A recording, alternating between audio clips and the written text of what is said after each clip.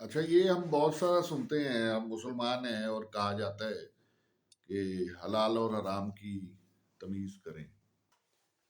تو مختصراً گزارش یہ ہے کہ حلال وہ چیزیں ہیں جن کے اختیار کرنے سے یا جن کو استعمال کرنے سے انسان کی جو گروتھ ہے،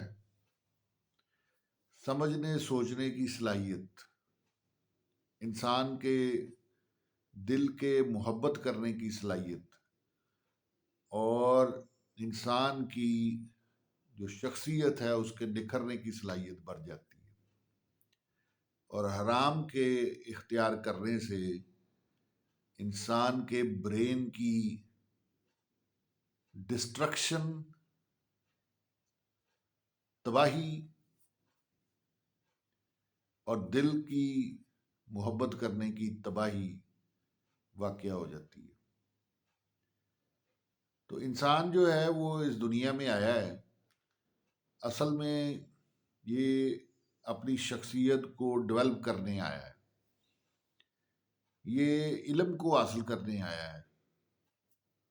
اور حلال طریقہ اختیار کرنے سے انسان کی جو فیکلٹیز ہیں، سوچنے سمجھنے کی، محبت کرنے کی، اور خصوصاً جو علم حاصل کرنے کے ذرائع ہیں، ان میں اضافہ صرف اور صرف ان لوگوں کی ہوتا ہے جو حلال طریقہ اختیار کرتے ہیں، رک جاتے ہیں حرام طریقہ اختیار کرنے سے.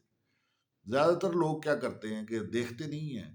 ہاں، انہیں دنیاوی ترقی ضرور نظر آتی ہے کہ ان کے پاس مال و دولت اور طاقت جمع ہو جاتی ہے، لیکن ان کے پاس حق کو پہچاننے کی طاقت جمع نہیں ہوتی.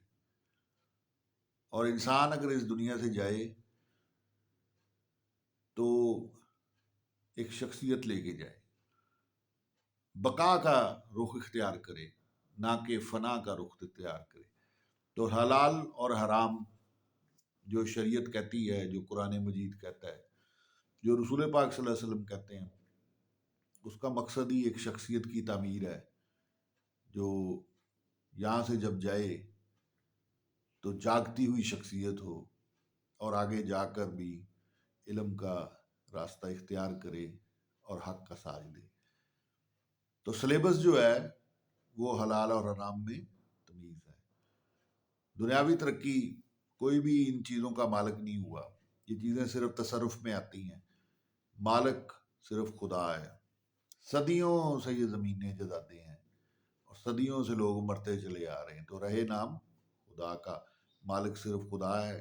اس خوش فہمی سے، غلط فہمی سے بچنا چاہیے.